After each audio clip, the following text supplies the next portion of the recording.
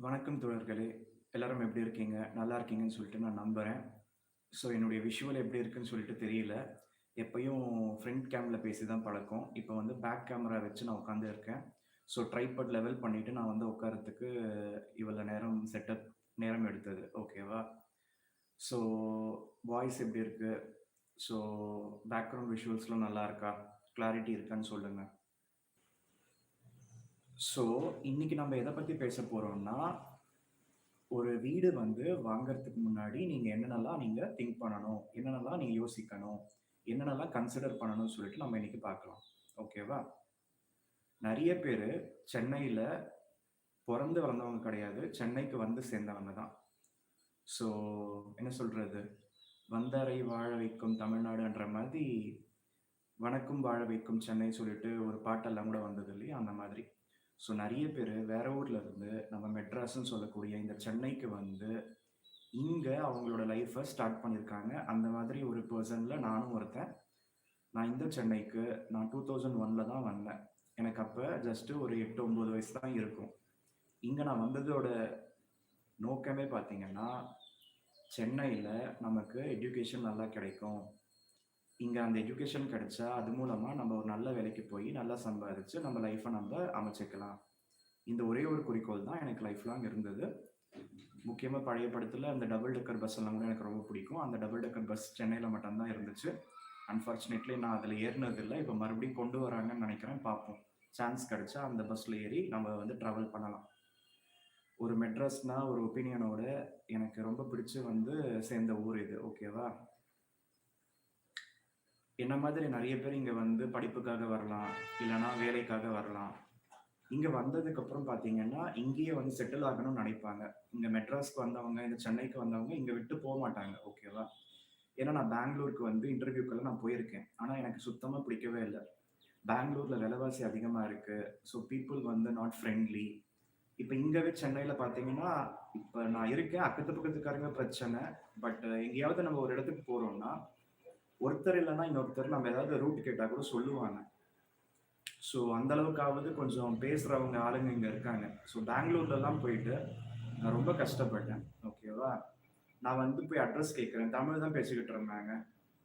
நான் அட்ரஸ் கேட்ட உடனே அவங்க கன்னடத்துல பேசுறாங்க. தமிழ்காரங்களே தமிழ்காரங்களுக்கு உதவல. அதுக்கப்புறம் ஆட்டோல வந்து ரூ. 250 கேட்டாரு. அது வந்து நான் கண்டுபிடிச்சு சுத்தி சுத்தி போயி ஒரு 1 ஹவர் கழிச்சு நான் அங்க போய் சேர்றேன். அந்த ஆட்டோல இருந்து ரொம்ப கிட்ட தான். அவங்க அது வந்து ரூட் சொல்லியிருந்தா நான் சுத்தி சுத்தி போயிருக்க தேவையில்ல. அடப்பாவிங்களா! இங்க இருந்து ஒரு 400 மீட்டர் கூட இல்லாத ஒரு ஆஃபீஸ்க்கு நான் இவ்வளோ நேரம் நான் மெனக்கெட்டு சுத்தி இருக்கேனே! அவங்க கரெக்ட்டா அட்ரஸும் சொல்லல. ரூ. 250 ஆட்டோக்கு கேட்டாங்களேன்னு சொல்லிட்டு எனக்கு கடுப்பா இருந்தது. ஸோ எனக்கு என்னவோ பெங்களூர் எனக்கு சுத்தமா பிடிக்கவே இல்ல. அதனால எனக்கு முக்கியமா கன்னடம் தெரியாது. ஸோ பெங்களூர்ல நெறைய தமிழ்க்காரங்க, நெறைய தெலுங்கு பீப்பிள்ஸ்லாம் இருக்காங்க. பட் என்னதான் இருந்தாலும் சென்னை மாதிரி ஊர் வராதுங்க.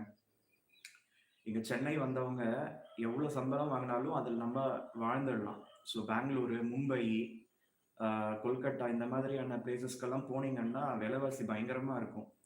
அதனால அங்கலாம் போயிட்டு வாழ முடியாது. அதுக்கேத்த மாதிரி நம்ம வாழ்க்கை அமைச்சுக்கிறதும் கஷ்டம். இது உண்ம தானே! நானும் இவ்வளோ மெனக்கெட்டு நான் வீடியோஸ் அப்லோட் பண்ணிக்கிட்டே இருக்கேன். ஒருத்தர் 2 பேர் தான் பார்க்குறீங்க. அதுதான் கொஞ்சம் வருத்தமா இருக்கு. ஸோ வீட்ல சும்மா இருக்க முடியல. ஏதாவது ப்ரொடக்டிவா 4 பேர் கூட பேசலாம்னு சொல்லிட்டு தான் நான் இந்த வீடியோலாம் பண்ணிக்கிட்டு இருக்கேன். லைவ்ல யாராவது கமெண்ட் போட்டீங்கன்னா, அதுக்கு நான் ரிப்ளை குடுக்க போறேன். இல்லாத பட்சத்தில நம்ப வீடியோ மேக் பண்ணி, எடிட் பண்ணி நம்ம மறுபடியும் நான் அப்லோட் பண்ணணும். இவ்வளோ மெனக்கெட்டு பண்ணாலும் வந்து நமக்கு அங்க யாரும் பார்க்க மாட்டேங்கிறாங்க. கடுப்பா இருக்கு. நான் இந்த வீடியோஸ்லாம் நான் பண்ணல. எனக்கு ஏதாவது ப்ரொடக்டிவா பண்ணணும். எனக்கு இதுல வருமானம் வந்து வராது மேக்ஸிமம். இது நிரந்தரம் கிடையாது. எனக்கு வேற பேக்கப் இருக்கு. ஆனாலும் நான் உட்கார்ந்து பேசிக்கிட்டு இருக்கேன். எனக்கு தேவையே இல்ல. இப்ப தான் ஒரு படம் பார்த்துட்டு வந்தேன். அந்த மாரி எவ்வளோ நாள் படம் பார்க்க முடியும்? அது சரியான மொக்க படம். தெலுங்குல ஏதோ ஹாரர் படம் போல. அது லாஜிக்கே இல்லாம ஒரு மாரி பெரிய படம் வேற. ஒரு 3 ஹவர்ஸ் வேஸ்ட் ஆனது தான் மிச்சம். ஒரு படம் பார்க்க உட்கார்ந்தா, அந்த படம் எப்ப முடியும்னு இருக்கக்கூடாது. அப்படிதான் இருக்கு நெறைய படங்க. இப்பல்லாம் ஹாரர் ஃபிலிம்ஸ்ல ஹாரரே இல்ல. ஜோக்ஸ் தான் இருக்கு. அந்த மாதிரியும் இருக்கு படம். நான் சொல்ல வர்றது, வீட்ல இருக்க டைம்ல என்னதான் பண்ண முடியும்? வீடு பெருக்கறதுக்கு, துடைக்கிறதுக்கு ரோபோ வாங்கியாச்சு. பாத்திரம் வெளக்கறதுக்கு மிஷின் வாங்கியாச்சு. துணி துவைக்கிறதுக்கு மிஷின் வந்தாச்சு. ஸோ ஏதாவது நமக்கு தேவைப்பட்டா அத ஆர்டர் பண்ணா வீட்டுக்கே கொண்டு வந்து குடுக்குறாங்க. ஸோ அதனால நமக்கு வந்து உடல் உழைப்புன்றது வந்து ரொம்ப கம்மியா போச்சு இப்பல்லாம். கரெக்ட்டு தானே?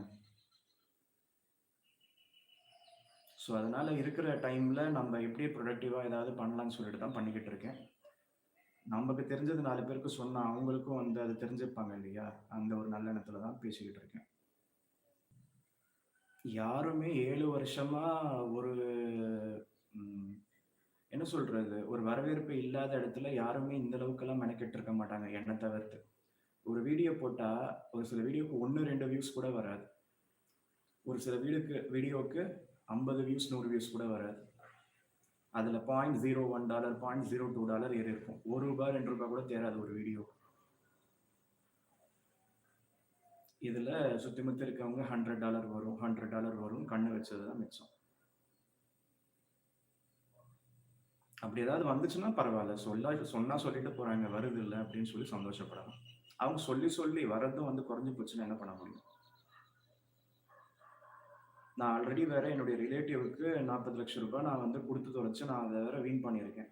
எனக்கு அந்த காச எப்படி தான் நான் ரெக்கவர் பண்றது? எதுலயாவது ஏதாவது ஃபேமஸ் ஆகி ஏதாவது நமக்கு வந்தா பரவால்ல. அப்படியும் வரமாட்டேங்குது. எதுக்கும் குடுப்பனை வேணும். "நீ பாட்டு பொலம்புடா. நீ பொலம்புறத யார் பார்க்க போறா? யாரும் பார்க்க மாட்டோம்." அப்படின்னு தான் இருக்காங்க. நான் ஒரு டாபிக் வந்து பேசலான்னு பார்த்தா, வரவேற்பே இல்ல.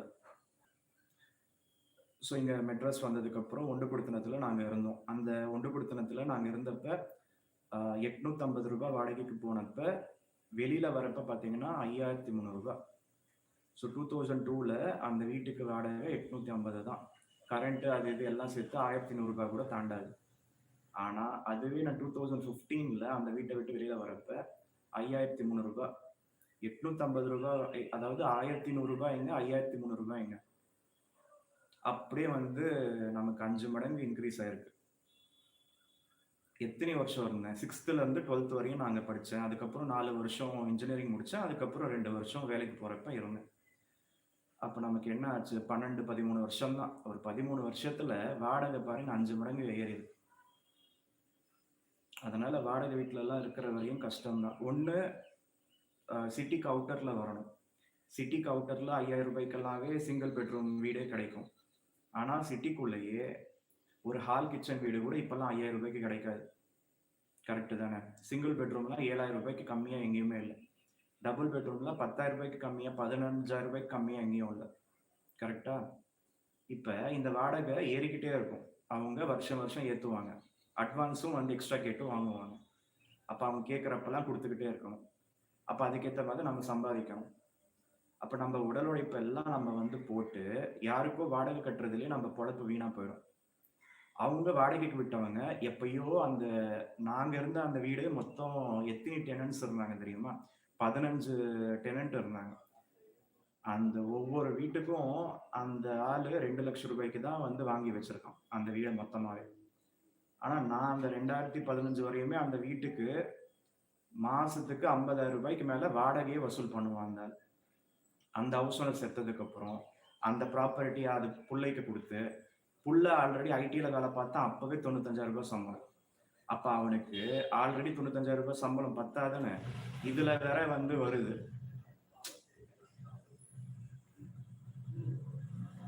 வீட்டு வாடகையில வேற காசு வந்துகிட்டே இருக்குது. அப்ப மேல மேல காசு இருக்கவங்களுக்கே தான் காசு சேருது. அதே நேரத்துல ஹோம் லோன் போட்டு நீங்க வீடு வாங்குனீங்கன்னா, உங்களுக்கு அது வந்து உங்களால கட்ட முடியுமா? அது வந்து உங்களோட வேலை நிலைக்குமான்றத நீங்க பார்த்துக்கணும். ஓகே. சிட்டிக்குள்ள நீங்க வந்து ஒரு ரூ. 15,000 வீட்ல வாடகைக்கு இருக்கீங்க. அந்த வீட உங்களால வாங்க முடியுமா? கண்டிப்பா வாங்க முடியாது. பல கோடி கேட்பாங்க. ஓகேவா? அதே இடத்துல ஏதாவது ஃப்ளாட் நீங்க போறீங்க. சிங்கிள் பெட்ரூம் ஃப்ளாட்டே ஒரு 40,00,000 சொல்லுவாங்க. டபுள் பெட்ரூம் ரூ. 60,00,000 கம்மியா எங்கேயும் கிடைக்கிறது இல்ல. ட்ரிபிள் பெட்ரூமும் ரூ. 1,00,00,000 கம்மியா எங்கேயும் கிடைக்கிறது இல்ல. அப்ப ஒரு சிங்கிள் பெட்ரூம் வாங்கணும்னா கூட சிட்டில பழைய ஃப்ளாட்டே கண்டிப்பா குறைஞ்சது 25,00,000த்துல தேடினா கிடைக்குமான்னு தெரியல. சிங்கிள் பெட்ரூம் பழைய ஃப்ளாட்டா இருக்கும். காம்ப்ரமைஸ்க்கு நடுவுல வாங்கலாம். இல்லன்னா ரூ. 40,00,000 குடுத்து ஒரு சிங்கிள் பெட்ரூம் அதுவுமே பார்த்தீங்கன்னா, செகண்ட் ஹேண்ட்ல வாங்குவீங்க. அந்த சிங்கிள் பெட்ரூம்க்கு நீங்க நினைச்சீங்கன்னா ரூ. 8,000 வாடகை குடுத்துட்டு போயிடலாம்.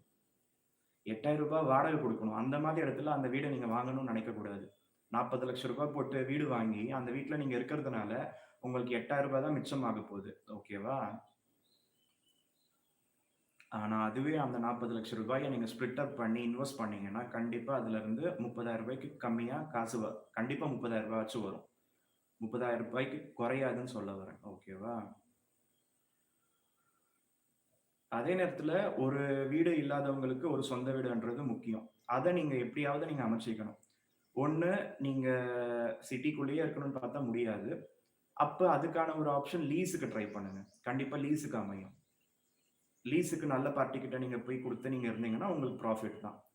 அப்படி இல்லாத பட்சத்துல ஒரு 10, 15 கிலோமீட்டர், ஒரு 20 கிலோமீட்டர் தள்ளி நீங்க வந்து டிரான்ஸ்போர்டேஷனுக்கெல்லாம் டெய்லி காம்ப்ரமைஸ் பண்ணிக்கிட்டு, அங்க ஏதாவது ஒரு வீடு வாங்கி, அங்க ஒரு சொந்த வீடுன்னு அமைச்சுக்கிட்டு, வாடகைக்கு பதிலா நீங்க இஎம்ஐ கட்டுறது பெஸ்ட். ஓகேவா? இதெல்லாம் எனக்கு மைண்டுக்குள்ள இருக்க ஐடியாஸ் நான் உங்க கூட சொல்லிக்கிட்டு இருக்கேன். ஓகேவா?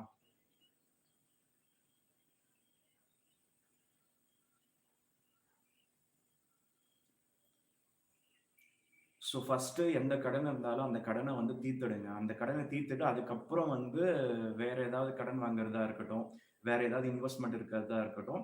ஸோ இன்வெஸ்ட்மென்ட் பண்ணிக்கிட்டே கடனும் வச்சுக்காதீங்க. ஓகேவா? ஹோம் லோன் வாங்கியிருந்தீங்கன்னா இன்ட்ரெஸ்ட் ரேட் கம்மி. ஆக்சுவலா ஹோம் லோன் வாங்கி இன்ட்ரெஸ்ட் ரேட் கம்மியா இருந்தாலும், நீங்க இன்வெஸ்ட்மென்ட்ன்னு பண்றதுக்கு பதிலா, அந்த இன்வெஸ்ட்மென்ட் பண்ற காச நீங்க ஹோம் லோனுக்கே நீங்க வந்து எக்ஸ்ட்ராவா மாசம் மாசம் கட்டிக்கிட்டே வாங்க. அப்ப உங்களுக்கு ஆட்டோமேட்டிக்கா டென்யூர் கம்மியாயிரும். உங்களுக்கு வட்டியும் குறைஞ்சிரும். ஸோ ஒரு கடன் இருக்கப்ப இன்னொரு இன்வெஸ்ட்மென்ட் பண்ணாதீங்க. என்ன பொறுத்தவரையும் இதுதான் நல்லது. ஸோ ஒரு வீடு வந்து கடன தீர்த்துட்டீங்க. ஒரு 10 வருஷத்துல கஷ்டப்பட்டு அந்த கடன தீர்த்துட்டீங்கன்னா, அந்த வீடு வந்து உங்களுக்கு சொந்தமாயிடும். ஓகேவா? அதுக்கப்புறம் நீங்க என்ன பண்ணலாம்னா, அதுக்கப்புறம் இன்வெஸ்ட்மென்ட்க்கெல்லாம் நீங்க வந்து ஸ்டார்ட் பண்ணலாம். இது ஒரு நல்ல ஐடியா. இல்லன்னா, நீங்க ஹோம் லோனுக்கு இஎம்ஐ கட்டிக்கிட்டே இருக்கப்ப, ஒரு ரூ. 20,000 இஎம்ஐ கட்டுறீங்கன்னு வச்சுக்கோங்க. ஒரு ரூ. 2,000 உங்களால முடிஞ்சா சிப் இல்லன்னா வேற ஏதாவது போடுங்க. அது நீங்க லாங் டெர்மா வச்சிருக்கப்ப உங்களுக்கு கண்டிப்பா நல்ல ரிட்டர்ன்ஸ் குடுக்கும். ஏன்னா ஹோம் லோன் 10 வருஷத்துக்கு குறையாம எல்லாரும் கட்டுறீங்க. ஓகேவா? அந்த 10 வருஷத்துக்கும் இந்த மாசம் மாசம் இந்த அமௌண்ட் வந்து சிப் போட்டீங்கன்னா, நல்ல ஒரு தொகை உங்களுக்கு வரும். At the end of the tenure உங்களுக்கு அந்த வீட்டோட லோனும் தீர்ந்திருக்கும். அந்த வீட்டு லோனுக்கு நீங்க கட்டின அந்த இன்ட்ரெஸ்ட்டும் இந்த சிப் மூலமா வளர்ந்திருக்கும். இந்த மாரி நெறைய ஐடியாஸ் இருக்கு. உங்களுக்கு எது வந்து ஆக்டிவ்ன்னு சொல்லிட்டு நீங்க புரிஞ்சுகிட்டு நீங்க வந்து பண்ணிக்கோங்க. ஓகேவா?